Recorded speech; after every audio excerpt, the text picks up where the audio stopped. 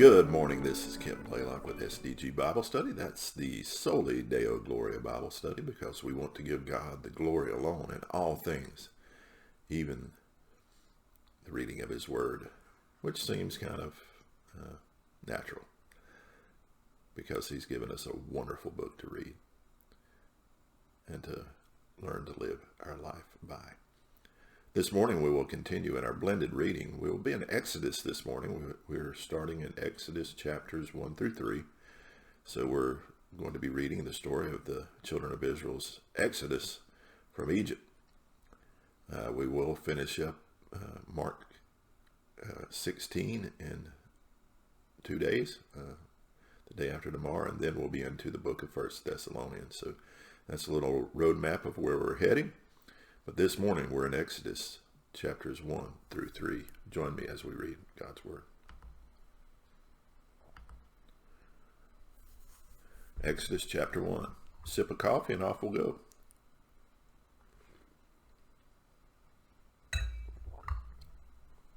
These are the names of the sons of Israel who came to Egypt with Jacob, each with his household: Reuben, Simeon, Levi, and Judah, Issachar, Zebulun and Benjamin, Dan and Naphtali, Gad and Asher. All the descendants of Jacob were 70 persons. Joseph was already in Egypt. Then Joseph died, and all his brothers, and all that generation. But the people of Israel were fruitful and increased greatly.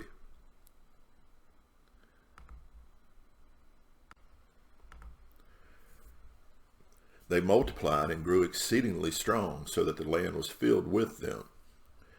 Now there arose a new king over Egypt who did not know Joseph. And he said to his people, Behold, the people of Israel are too many and too mighty for us. Come, let us deal shrewdly with them, lest they multiply, and if war breaks out, they join our enemies and fight against us and escape from the land.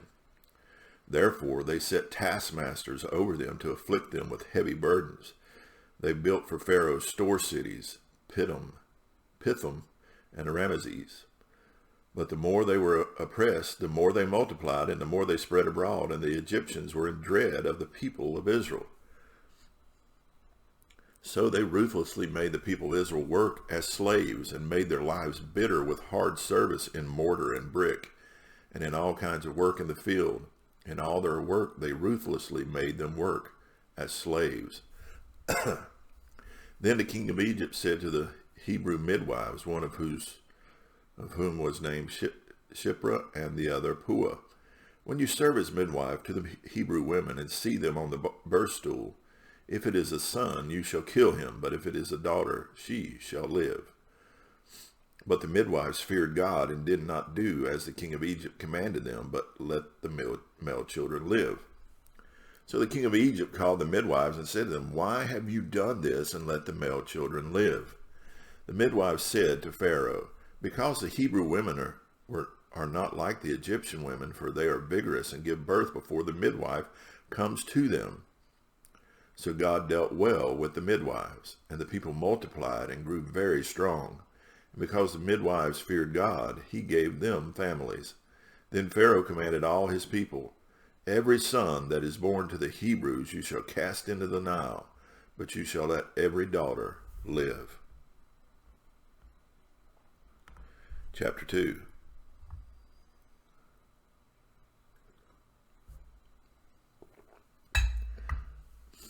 Now a man from the house of Levi went and took as his wife a Levite woman. The woman conceived and bore a son. And when she saw that he was a fine child, she hid him 3 months. When she could hide him no longer, she took for him a basket made of bulrushes and daubed it with bitumen and pitch. She put the child in it and placed it among the reeds by the river bank. And his sister stood at a distance to know what would be done to him.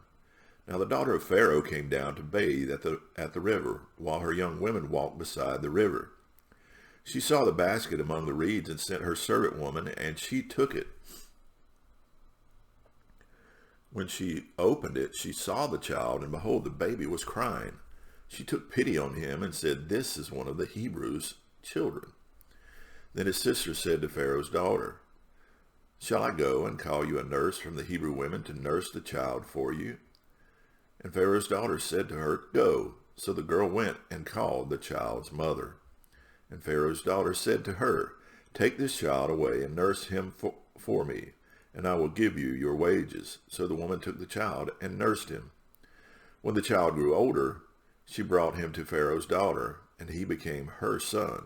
She named him Moses because she said, "I drew him out of the water." One day, when Moses had grown up, he went out to his people and looked on their burdens, and he saw an Egyptian beating a Hebrew, one of his people. He looked this way and that, and seeing no one, he struck down the Egyptian and hid him in the sand. When he went out the next day, behold, 2 Hebrews were struggling together. And he said to the man in the wrong, "Why do you strike your companion?" He answered, "Who made you a prince and a judge over us? Do you mean to kill me as you killed the Egyptian?" Then Moses was afraid and thought, "Surely this thing is known." When Pharaoh heard of it, he sought to kill Moses. But Moses fled from Pharaoh and stayed in the land of Midian, and he sat down by a well. Now the priests of Midian had 7 daughters, and they came and drew water and filled the troughs to water their father's flock. The shepherds came and drove them away, but Moses stood up and saved them and watered their flock. When they came home to their father Reuel, he said, "How is it that you have come home so soon today?" They said, "An Egyptian delivered us out of the hand of the shepherds, and even drew water for us and watered the flock." He said to his daughters, "Then where is he? Why have you left the man? Call him that he may eat bread." And Moses was content to dwell with the man, and he gave Moses his daughter Zipporah. She gave birth to a son, and he called his name Gershom, for he said, "I have been a sojourner in a foreign land." During those many days the king of Egypt died, and the people of Israel groaned because of their slavery and cried out for help. Their cry for rescue from slavery came up to God, and God heard their groaning, and God remembered his covenant with Abraham, with Isaac, and with Jacob. God saw the people of Israel, and God knew. Chapter 3.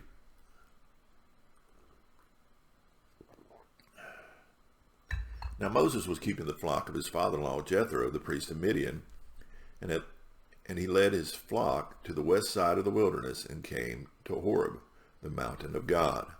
And the angel of the Lord appeared to him in a flame of fire out of the midst of the bush. He looked, and behold, the bush was burning, yet it was not consumed. And Moses said, "I will turn aside to see this great sight, why the bush is not burned." When the Lord saw that he turned aside to see, God called to him out of the bush, "Moses, Moses." And he said, "Here I am." Then he said, "Do not come near. Take your sandals off your feet, for the place on which you are standing is holy ground." And he said, "I am the God of your father, the God of Abraham, the God of Isaac, and the God of Jacob." And Moses hid his face, for he was afraid to look at God. Then the Lord said, "I have surely seen the affliction of my people who are in Egypt, and have heard their cry because of their taskmasters. I know their sufferings.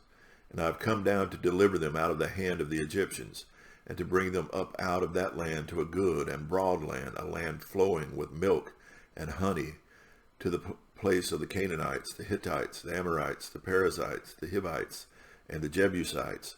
And now, behold, the cry of the people of Israel has come to me, and I have also seen the oppression with which the Egyptians oppress them. Come, I will send you to Pharaoh, that you may bring my people, the children of Israel, out of Egypt." But Moses said to God, "Who am I that I should go to Pharaoh and bring the children of Israel out of Egypt?" He said, But I will be with you, and this shall be the sign for you that I have sent you. When you have brought the people out of Egypt, you shall serve God on this mountain." Then Moses said to God, "If I come to the people of Israel and say to them, 'The God of your fathers has sent me to you,' and they ask me, 'What is his name?' what shall I say to them?" God said to Moses, "I am who I am." And he said, Say this to the people of Israel, I am has sent me to you. God also said to Moses, say this to the people of Israel, the Lord, the God of your fathers, the God of Abraham, the God of Isaac, and the God of Jacob, has sent me to you. This is my name forever, and thus I am to be remembered throughout all generations. Go and gather the elders of Israel together, and say to them, the Lord, the God of your fathers, the God of Abraham, of Isaac, and of Jacob, has appeared to me, saying, I have observed you and what has been done to you in Egypt. And I promise that I will bring you up out of the affliction of Egypt to the land of the Canaanites, the Hittites, the Amorites, the Perizzites, the Hivites, and the Jebusites, a land flowing with milk and honey. And they will listen to your voice, and you and the elders of Israel shall go to the king of Egypt and say to him, the Lord, the God of the Hebrews, has met with us. And now please let us go a 3 days' journey into the wilderness, that we may sacrifice to the Lord our God. But I know that the king of Egypt will not let you go unless compelled by a mighty hand. So I will stretch out my hand and strike Egypt with all the wonders that I will do in it. After that he will let you go. And I will give this people favor in the sight of the Egyptians. And when you go, you shall not go empty. But each woman shall ask of her neighbor, and any woman who lives in her house, for silver and gold and jewelry, and for clothing. You shall put them on your sons and on your daughters. So you shall plunder the Egyptians. And that's going to conclude our reading from God's Word this morning as we've read these first 3 chapters in Exodus. And we are seeing God new. We see the oppression of the children of Israel at the hand of the Egyptians, being put into forced labor, slavery. And we see the rescue of Moses from the reeds in the Nile, being placed in Pharaoh's house, and then him striking down the Egyptian and then fleeing from there. And now God meeting him in a fiery bush, a burning bush. And now instructing him to go to Pharaoh and ask for his people. And we will continue into reading with Exodus tomorrow. I hope you will join me as we finish out Exodus and read the last chapter of Mark chapter 16, that glorious chapter in Mark 16.